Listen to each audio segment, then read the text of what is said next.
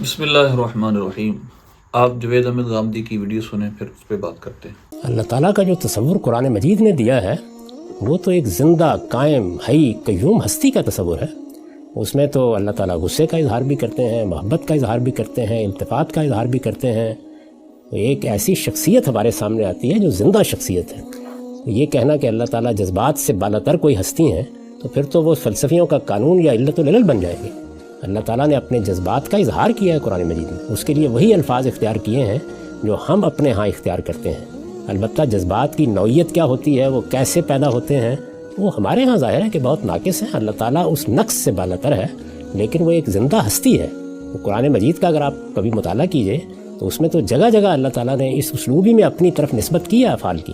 یہ کہا ہے کہ اللہ فلاں شخص سے بڑی شدید نفرت کرتا ہے، اس کو ناپسند کرتا ہے، اس سے بہت محبت کرتا ہے۔ تو یہ ساری تعبیریں جو جذبات کے اظہار کی تعبیریں ہیں، یہ قرآن مجید میں اللہ تعالیٰ کے لیے استعمال کی گئی ہیں۔ آپ نے سنا ان لوگوں نے دین کیونکہ کسی سے سمجھا نہیں، اور اگر ان کو دین کے بارے میں کوئی شبہ پیدا ہوا تو انہوں نے اس شبے کا علماء سے اظہار نہیں کیا، بلکہ اپنے تہیں اس کا کوئی نتیجہ نکال لیا، خواہ وہ نتیجہ صحیح تھا یا غلط تھا، انہوں نے اس کی پرواہ نہیں کی۔ اللہ کے لیے جذبات کا لفظ بولنا، اللہ کے بھی جذبات ہیں۔ قرآن جس خدا کا تذکرہ کرتا ہے وہ جذبات رکھتا ہے، اور معاذ اللہ جذبات کا مطلب یہ ہے کہ میں کسی چیز کو دیکھوں تو میرے اندر ایک صورتحال جو پیدا ہوتی ہے اور میری کنڈیشن بدل جاتی ہے، اس کو جذبات کہا جاتا ہے۔ تو خدا کے لیے معاذ اللہ ایسے جذبات ثابت کرنا درست ہے؟ اگر خدا کے لیے ایسے جذبات ثابت کرنا درست ہے تو بہت بڑے بڑے فلسفی کے اور منطق کے اعتراضات خدا کی ہستی پر لازم آتے ہیں معاذ اللہ۔ تو اس لیے ہمارے فقہائے اسلام نے، علماء اسلام نے اللہ تبارک و تعالیٰ کی ذات و صفات کی تشریح اپنی طرف سے نہیں کی، بلکہ قرآن کی آیات سے بھی اس کا استنباط کیا۔ اب سمجھنے والی بات یہ ہے کہ جو قرآن پاک میں رحمان، رحیم، قدوس، جبار اور قہار کے الفاظ آئے اللہ کی صفات ہیں، ان کا مطلب اور مفہوم کیا ہے؟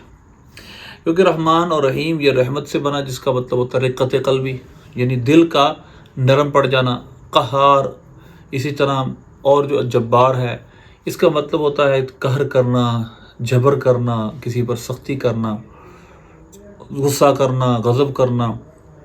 تو کیا اللہ کے لیے یہ درست ہے کہ اللہ غصہ کرتا ہے، غضب کرتا ہے؟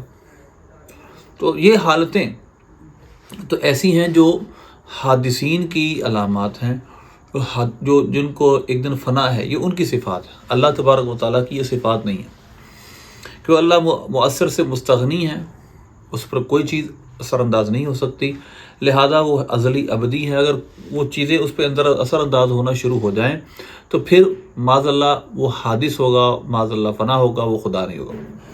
اب سوال یہ پیدا ہوتا ہے، یہ جو رحمان، رحیم، جبار، قہار یہ صفات ہیں، ان کا مطلب اور مفہوم کیا ہے؟ دیکھیں، دو چیزیں ہوتی ہیں کسی بھی چیز کے اندر، ایک ہوتی ہے اس کی ابتدائی حالت، ایک ہوتی ہے اس کی انتہائی حالت، جس کو اعتبار ما یعول کہتے ہیں، ما یکون کہتے ہیں۔ اللہ کی صفات، جو صفات باری تعالیٰ رحمان، رحیم، جبار، قہار، ان کا ما یعول کا معنی، ما یکون کا معنی مراد ہے۔ میں آپ کو سمجھاتا ہوں۔ جب کو کسی پر رحمت کرے گا، اس کو رحم آئے گا تو کیا کرے گا؟ اس کو کچھ انعام دے گا۔ جب کسی پر کوئی غضب کرے گا، اس پر غصہ آئے گا، کیا کرے گا؟ یعنی انجام کیا ہوگا؟ کہ اس پر وہ سختی کرے گا، اس کو ٹارچر کرے گا، اس کو عذاب دے گا۔ تو اللہ کے لیے ان چیزوں کی ابتدائی معنی مراد نہیں ہے، وہ صفتوں کے، وہ حالتوں کے بدلنے سے پاک ہے، بلکہ اس کا انجام کا معنی ان دا اینڈ کیا ہوگا؟ وہ رحمان ہے، یعنی رحمت کرتا ہے، بخششیں کرتا ہے، عطائیں کرتا ہے۔ وہ جبار و قہار ہے، یعنی سزا بھی دیتا ہے۔ نبی عبادی انی انا الغفور الرحیم وان عذابی هو العذاب العلیم، میرے بندوں کو خبر دیجئے میں بخشنے والا مہربان ہوں اور میرا عذاب بھی بڑا سخت ہے۔ یعنی اللہ تبارک و تعالیٰ جب کسی پر رحمت فرماتا ہے، اس کو انعامات سے نوازتا ہے، اس کو بخش دیتا ہے، اس کی خطاؤں سے درگزر کر دیتا ہے۔ یہ اس کا انجام کا معنی۔ یہ نہیں کہ معاذ اللہ کی حالت بدل جاتی ہے، پہلے وہ اور حالت میں ہوتا ہے معاذ اللہ، اور جذبات کی وجہ سے اس کی حالت تبدیل ہو جاتی ہے، قلب میں رقت آ جاتی ہے معاذ اللہ۔ یہ انسان کے سارے اوصاف ہیں، یا مخلوق کے حادث کے اوصاف، اللہ ان تمام سے پاک ہے۔ لیس کمثلہ شیء، اللہ کی مثل کوئی شے نہیں۔ اس لیے ان کے انجام کے معنی اینڈ کیا ہوگا؟ رحمت کرنے کا مطلب انعام دینا، عطائے کرنا، بخشش کرنا، نواز دینا۔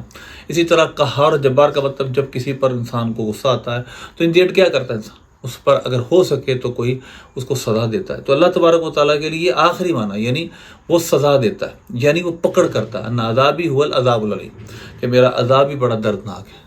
جب وہ رحمت فرماتا ہے مطلب انعامات دیتا ہے تو پکڑ بھی فرماتا ہے۔ یہی جبار و قہار کا مطلب ہے، وگرنہ اللہ جذبات سے، ایموشن سے بالکل پاک ہے، اور یہ ایموشن اور جذبات یہ حادثین کی صفت ہے، فنا ہونے والے کی صفت ہے۔ اللہ امورٹل ہے، ایور لاسٹنگ ہے، اس پر کوئی بھی یہ صفات اثر انداز نہیں ہو سکتی۔ اللہ سے دعا اللہ عمل کی توفیق عطا فرمائے۔